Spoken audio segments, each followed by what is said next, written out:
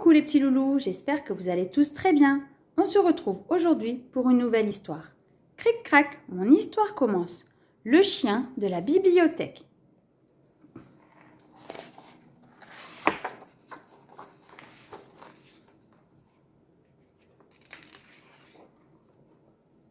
Je n'aime pas lire, ni des livres, ni des magazines, ni même le nom des parfums sur le camion du marchand de glace. Et je déteste particulièrement lire à voix haute. Et c'est encore, Madeleine, me répète ma maîtresse. Mais parfois, je n'arrive pas à déchiffrer les mots. Parfois, les phrases restent engluées dans ma bouche comme de la pâte à tartiner. Parfois, les autres pouffent quand je fais une erreur. Ma maîtresse ne m'offre jamais d'étoiles autocollantes, ni même un smiley. À la place, j'obtiens toujours un cœur qui signifie « et c'est encore ». J'ai tout plein d'autocollants et c'est encore. Mais je veux mon étoile. Les étoiles sont destinées aux bons lecteurs. On nous donne des étoiles quand on comprend les mots et qu'on arrive à les lire. Mais elles servent aussi à autre chose. Elles servent à faire des vœux. Alors je fais le vœu d'avoir ma propre étoile. Je suppose que les vœux mettent du temps à se réaliser, car je n'obtiens pas mon étoile lundi ni mardi. Et c'est encore, me dit la maîtresse mercredi. Le jeudi, je prononce mal le mot de la grenouille. Elle s'appelle Samuel. J'essaie de m'en sortir en l'appelant Sam, mais ça ne marche pas. Le vendredi ne se passe pas mieux.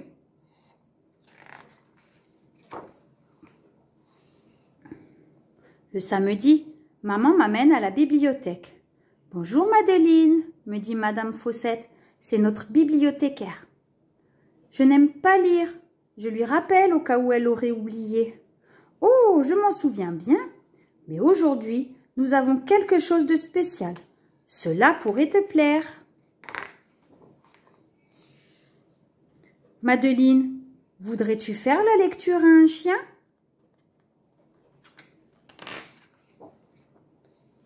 Madame Fossette m'entraîne vers un gros chien blanc. Voici Bonnie. Et si tu choisissais un livre pour elle? Elle raffole des histoires. Bonnie est magnifique. On dirait un gros ours polaire plein de neige. Tu veux essayer? Me demande maman. Oui, s'il te plaît. Je lui réponds à voix basse. Au début, je suis un peu nerveuse.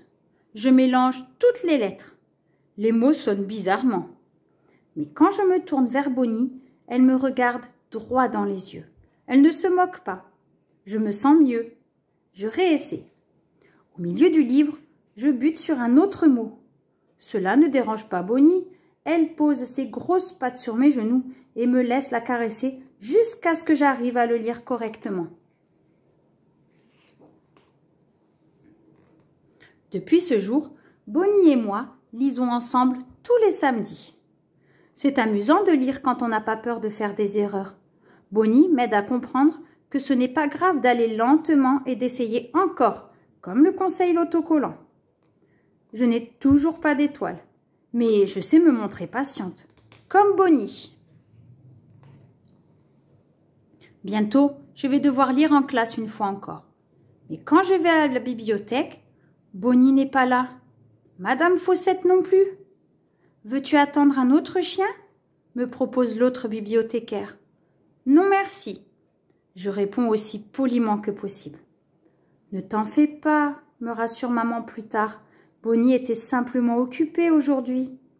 Mais comment je vais faire à l'école? Tu t'en sortiras très bien, me répond-elle. Fais comme si tu lisais une histoire à Bonnie. Le lundi matin, je suis très anxieuse. « Madeleine, voudrais-tu être la prochaine à lire ?» me demande ma maîtresse. « Oui, s'il vous plaît. » Je réponds toujours à voix basse. La première phrase se passe plutôt bien. Puis je me trompe sur un mot, puis sur un autre. J'entends quelqu'un glousser. Alors je pense à Bonnie. Je prends une grande inspiration et fait comme si elle se trouvait juste à côté de moi.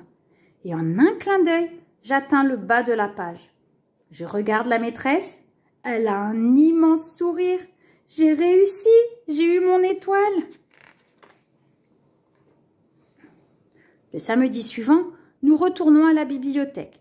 Madame Fawcett est revenue. Je lui annonce « J'ai eu mon étoile, je veux la donner à Bonnie !»« Bravo, Madeleine !» me félicite-t-elle. « Je crois que Bonnie aussi a une surprise pour toi. » Madeleine, voudrais-tu lire une histoire à Bonnie et à ses petits?